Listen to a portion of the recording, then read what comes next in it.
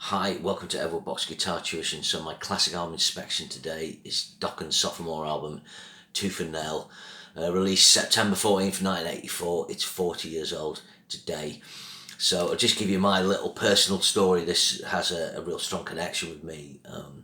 I remember reading Kerrang and seeing a picture of George Lynch with his skunk cut, and he had his tiger stripe guitar, and all it said was that Dokken were recording in the studio and George Lynch was really smoking.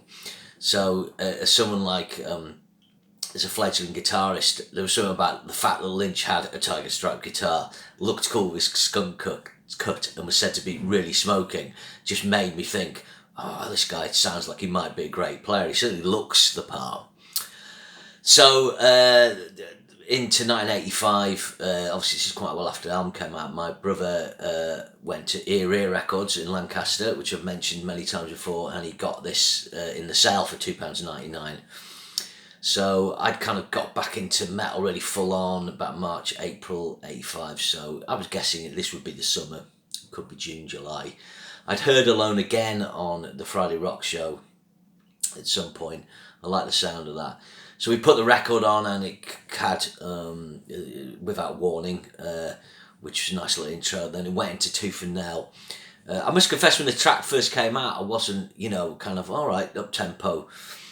But then the guitar solo came on, and I distinctly remember, like, as soon as the guitar solo finished, I turned to my brother turned to me, and we both said at the same time, good solo. It blew our fucking minds, basically. And we'll come to this. Then was Just Got Lucky, which kind of felt a bit poppy, and then we listened through the album. Obviously the guitar was a big draw in, and then as I listened to it more times, probably played number 2, 3, 4 and got to know the songs, it really started to get a hold of me, and Dokken became absolutely one of my favourite bands, along with Judas Priest and Van Halen. They still are. Although I like kind of classic older metal, I tend to gravitate towards that now. I think Dokken would be my top kind of LA hair metal band, and they would certainly be in my top half dozen, or certainly top 10 bands. Okay, after that I got Under Lock and Key and so on, and Lynch was always my most biggest influence on my own playing. But certainly, even when I was in Malmsteen periods and Vibe periods, Lynch never dropped below 2 or 3 of my favourite guitarists. Okay, so a little bit of history of this album. Basically, they did the Breaking the Chains record, Career. It got remixed by Michael Wagner, didn't do much. Dokken wanted Wagner to do the album, and I think if you listen to Wagner's production on Balls to the Wall by Accept, he was quite right to do that. But Lynch didn't want that, so they got Tom Werman in, and Tom Werman struggled straight away, basically working with a really well-known engineer, Jeff Workman, but he had dodgy lifestyle choices, and that clashed with Werman's professionalism. And Dokken and Lynch just couldn't work together in the studio, and from this point on they never did again. Werman had enough, went on holiday. Dokken wanted Wagner, but the label acquiesced and said, look, Wagner can mix and do the engineering, but also brought in Roy Thomas Baker, who's also known for his lifestyle choices. Actually, Roy Thomas Baker's pretty decent metal. Obviously, he's known for kind of Journey and Queen, but he's also a decent metal producer. So, yeah, Dokken and Lynch were loggerheads on this. Also, I think Lynch exploded at Werman, it says, about the solos. It didn't take to Werman's suggestions, so it's very difficult with Dokken to know where. I always feel whenever you see George Lynch interview, he just seems like a really mellow guy, and people always talk really positive about him. Don Dokken seems a bit grumpy, but whenever you read interviews with Don Dokken, what he says about stuff is perfectly reasonable, and the way he frames it about George Lynch, when you read about what George Lynch does, you think well, George, what the fuck are you doing? It's just really sad, I think, that people couldn't bang their heads together and look, you've got this great 4-piece band here. Anyway, onwards, let's get into the track. So, as mentioned before, it opens with Without Warning. This is instrumental by George Lynch, and I think this is actually quite innovative, really. Obviously you've got an instrumental like Eruption, coming track 2 on a Van Halen debut, but I don't think the band had done this before. They've got an atmospheric instrumental to build the mood and introduce the album. And this is really commonplace. Lots of bands do this now. He was probably taking a leaf off the Hellion by Judas Priest, in all fairness, but this is in no way a Hellion type rip-off, apart from just having a lead guitar line. It's got a clean, sounds like an electroacoustic tracked with clean, which is a trademark of George's. It's got keyboards in there, bit of distorted guitars in it. It just really builds, and what this brings across on George's lead work is his vibrato, which we all know is one of the greatest vibratos in all guitar, but certainly in the metal and hard rock genre. You know, Malmsteen aside, probably the greatest. But also it shows his pitch perfect bending, and I think that's something where George beats his rivals to the punch. If you compare him to Eddie Van Halen and Randy Rhoads, whose principal rivals, not rivals, but competitors, I don't know, in this period, but we'll come to like who's playing great stuff in that period as well. He has that Schenker-like precision, and that's who, obviously Schenker's a big influence on it, and I think when I first heard him I was like, oh, he sounds a bit like Michael Schenker.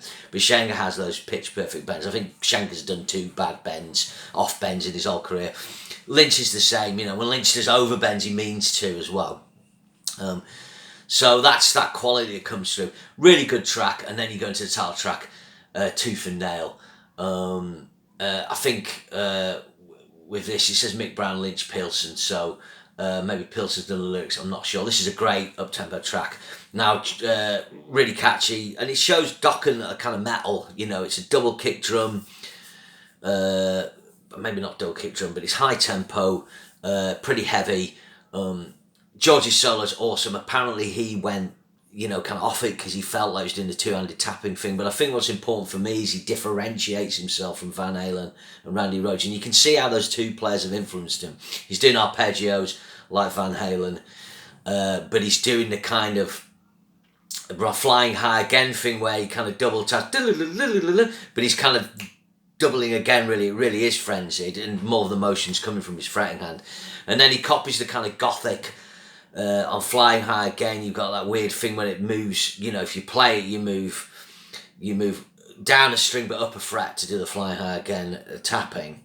With this, he goes down a string, up a string, obviously on the B string, but down a fret and he does a flat 5 transition. It sounds really gothic. So he kind of, instead of playing a symmetrical pattern across the strings, which would give you a sort of classic Van Halen lick, or doing the Flying High Again thing, he kind of flips it, and that's why it kind of stands out. It's not better than Eruption or Flying High Again, he differentiates himself.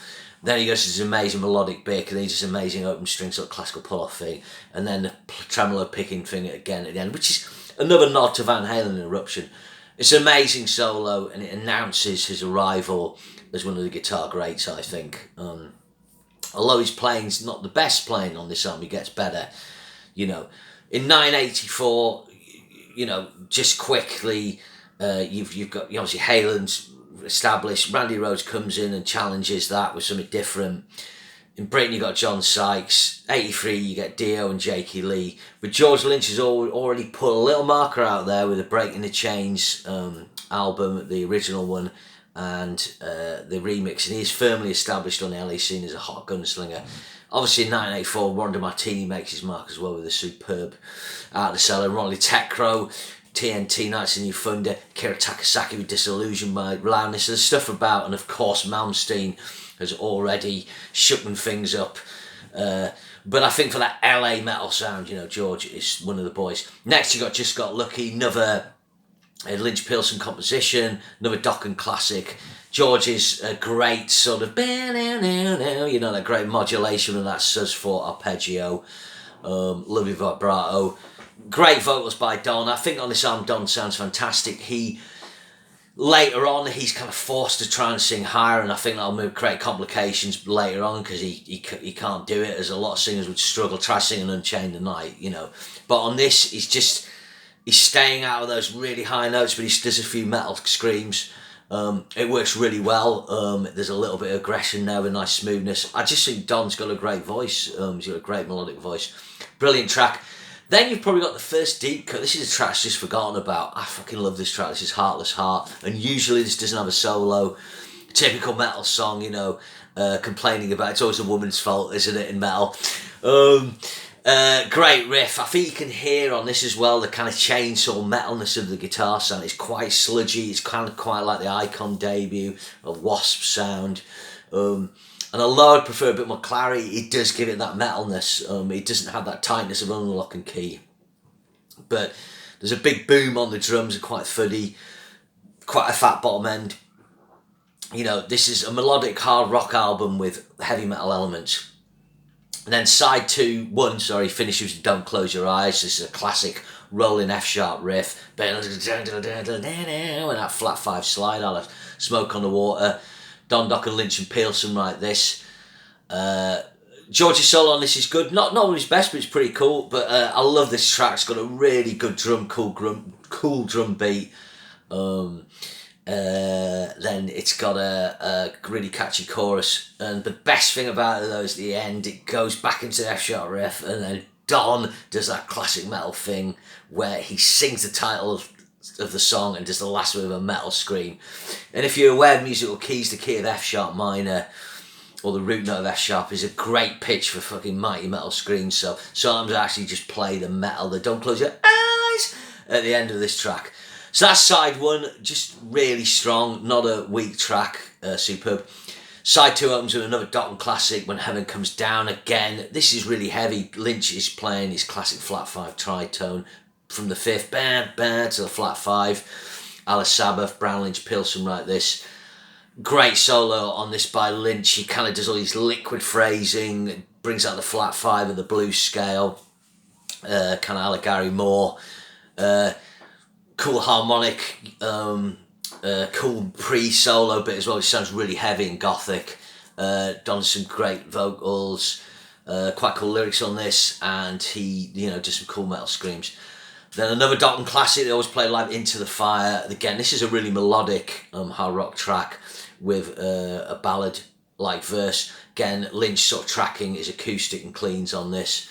Really simple kind of chorus. It's actually got 2 choruses. You've got Into the Fire, I'll follow with the straight power chords, and then the kind of more riffed up chorus.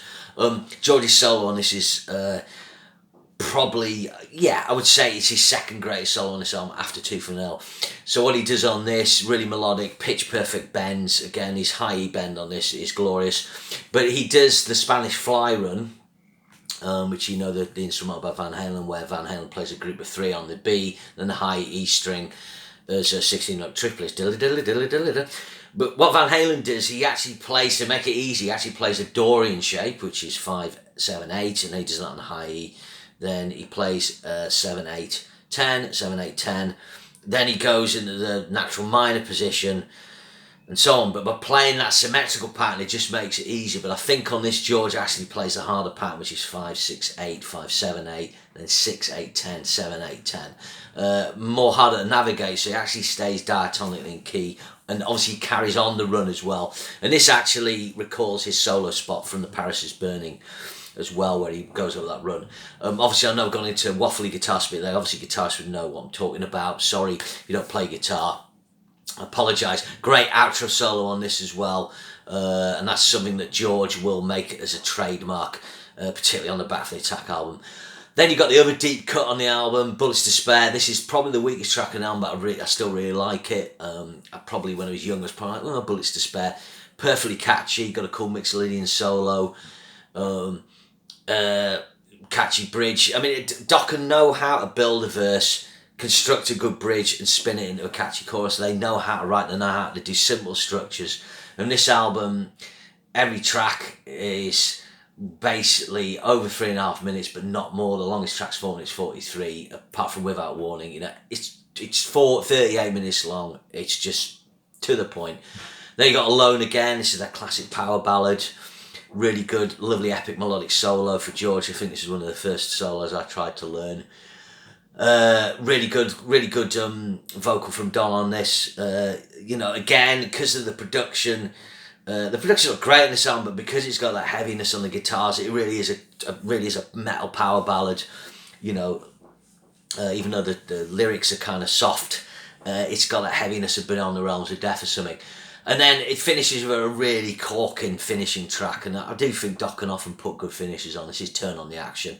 Great sort of bouncing riff by Lynch. I just love the chorus on this. Turn on the action. When Don introduces this on the Beasts from the East album, he says sometimes you have to do a song with that has nothing but loud attitude. It's time to turn on the action. Yeah, it's a great finisher. Really cool ending as well. Lynch lets rip at the end. Quite cool phase solo on this. In actual fact, some quite interesting vocal treatments on this album where Don's vocals sound phased a little bit. So, you know, despite all the struggles of making this album, it went platinum. I think it's really consistent. I think this is absolutely, along with Out of the Cellar, it's one of the best LA sort of glam hair metal albums. But I don't think Dokken were ever really glam metal. If you actually look on the back of this album, they're pretty street. You know, Don's just got a denim waistcoat on, Jeff's wearing some red leather stuff, George has got a cool brown leather waistcoat, looking awesomely tanned, with that Skull and Crossbones aria guitar, and Mick's got like a stripy t-shirt on, and Dokken, yeah, they haven't got stupid hair. On Under Lock and Key, they're forced to wear stupid glammy outfits from Ray Browning. But even though I kind of love that look in a weird way. But this is a key album from '84. Fantastic vocals, fantastic bass drums and guitar. You know, although production could be better, it's still a good sounding record. It's got loads of heaviness punch. And it's probably although there's Dokken albums with better tracks on, you know, The Hunter and so on, I think it's the most consistent. It's probably the album, although George's soloing gets even better, this is probably, I think, their best album in many ways. Okay, so remember to share and subscribe. I hope you enjoyed that. Check out Tooth and Nail, 40 years old today, and I'll see you again. Thanks very much.